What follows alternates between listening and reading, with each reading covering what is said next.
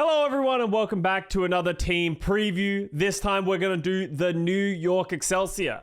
Chat has been put in timeout after our last VOD review, so they are no longer on the screen, you know?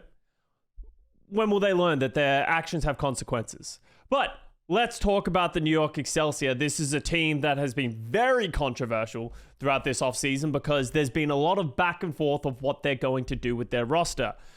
New York Excelsior in the last couple of years haven't been living up to their previous hype and expectations.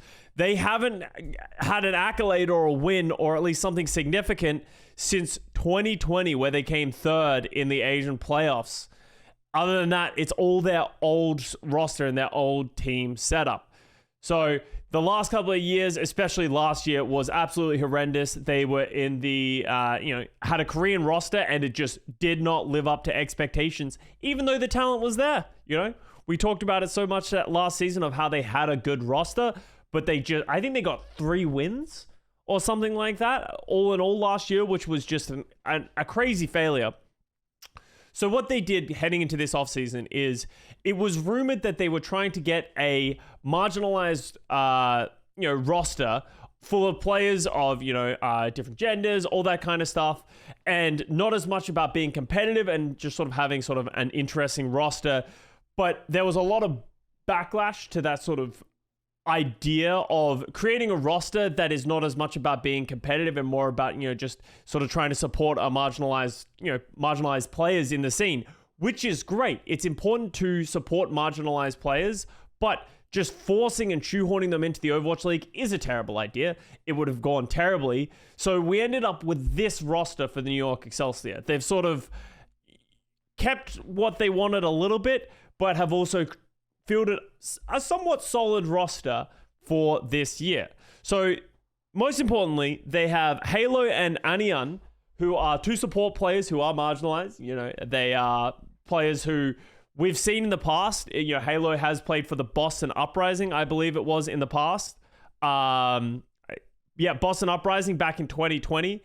And then Anian was a Calling All Heroes player just recently. So both of them are on this roster, which is cool to see, but it's unfortunate because it's happening in the exact way that we're kind of frustrated that they've done it, of it's unlikely that they're going to play. And primarily because the rest of the roster is quite solid, especially they have 4 supports.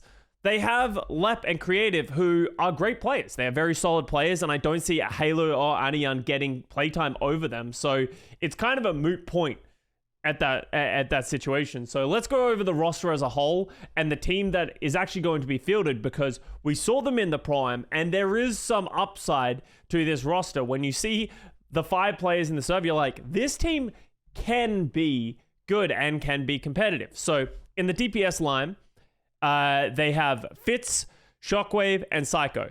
Fitz was obviously Prophet's partner in crime for the Seoul Dynasty lately. Incredible player, great hit scan player, has a good Sombra, can play Tracer as well, very versatile. Honestly, a lot of people were surprised to see him ending up on this New York Excelsior roster. Then we have Shockwave, who has been a storied player over the last few years in the Overwatch League. Started out in the Vancouver Titans, has then went to Philadelphia Fusion, had visa issues, and has just sort of been back and forth from the Overwatch League and contenders, but has never really fulfilled his expectations within the league. So he's getting another shot here on the New York Excelsior roster. He's a great hit scan player, plays a little bit of flex DPS as well. We'll see where his role really sits, because I don't see him playing hit scan over Fitz on this team. Then Psycho is another player who played for, I believe it was the Vancouver Titans. Yes, back in last year, he was in the front half of that Vancouver Titans team last year. He has a great career in European contenders, but last year in the Vancouver Titans did not see much success at all. It's a pretty solid 3 DPS lineup. It covers almost every single base and should be solid. With how good some of these rosters are in the West, it's going to be hard to be competitive with that. But for the most part, it's not a weakness that I think the New York Excelsior are going to have. In the tank role is where a lot of the questions start to get raised, because Kellen is he's a solid rookie who a lot of people were excited about heading in last year. He played for this New York Excelsior roster. People were excited. He's had a long career in Element Mystic and in Talon. And he was kind of like hyped up to be like a previous, mag, which is kind of ironic. And, all these other rookie tanks that have come into the league didn't really see him play very well. And it's hard to work out if that's because Kellen is struggling as a player or if that entire New York Excelsior team was just poorly built, which I think it's more the latter. So Kellen is getting another shot, but he is the only tank for this team. So he is a main tank player, at his heart. He knows how to play, the Winstons, the Reinhardts, the Wrecking Balls. He hasn't really shown much off tank, which he will be required to show as the solo tank as the season goes onward. So how is that going to work for this New York Excelsior roster? So then in the back line, as I said, 4 supports, Halo and Anian. I expect them to sort of be on this roster, but don't expect to see them very much because Lep, who has shown us a lot of great results just recently in terms of the Overwatch World Cup trials for Team USA. Seems like Lep has improved a lot. He played for the Houston Outlaws last year. He was okay. He sort of did his job, late signing to play that Lucio, and he was okay, but we didn't see him play a whole lot for that team. And Creative has sort of been bouncing around the Overwatch League for the last few years. It feels like he was on Seoul Dynasty starting from 2020. Then he was on there until late 2022 last year, where he had that late trade with Iris to the Houston Outlaws. So there is pre-existing synergy between Lep and Creative, or at least they've played on the same team. So that backline's also quite solid. So when you put like Fitz, Shockwave, or Psycho, and then Kellen, and then Lep and Creative in the roster, and you see it, it's pretty good. And there is some positives that we saw from them in the Pro-Am. But at the end of the day, they ended up going 1-3. I don't know why it's not updated on Wikipedia. All Redbirds games got taken off the leaderboards. But New York Excelsior went 1-3. They did beat Redbird Esports, but they did fall to Twisted Minds. And it gives you a bit of concern that maybe this team isn't going to be very high in the Overwatch League, especially with the caliber of players they have. But there is an important thing to realize when you're sort of talking about this team. It seems like it's been slapped together last minute and it hasn't had a lot of practice and synergy and sort of time to gel. So that might answer their results. But they also don't have a coach.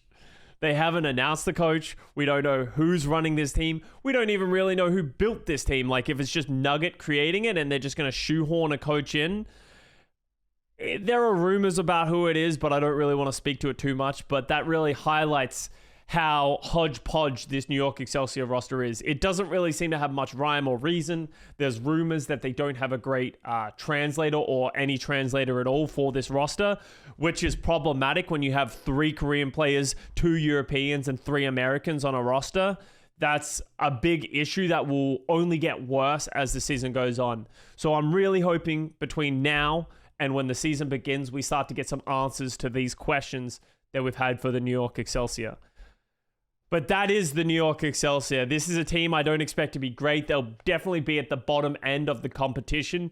But just because of some of the firepower they have from individual players, I expect them to get over your Vegas Eternals and your Los Angeles Valiants. I would expect them to hover somewhere between 8 and 10 in the North American region, maybe down to 11 as well. But we will see. As I said, a lot of that is hinged on what they do with their coaching staff, with their translators and all that type of stuff. But that's the New York Excelsior. I'm going to be pumping out the last few teams from the West very soon. And then we got to do the Eastern region. Please announce something. Eastern region teams. Guangzhou Charge, are you going with that roster again? It seems like it, but please confirm that. Chengdu Hunters, do you still exist? Are you alive? Please just give us the answers from the East. But thank you very much for watching. Make sure to subscribe to the channel if you want to see more of these. Like this video. Let me know what you think of this New York Excelsior roster just down below. Love you very much, and I will see you guys next time.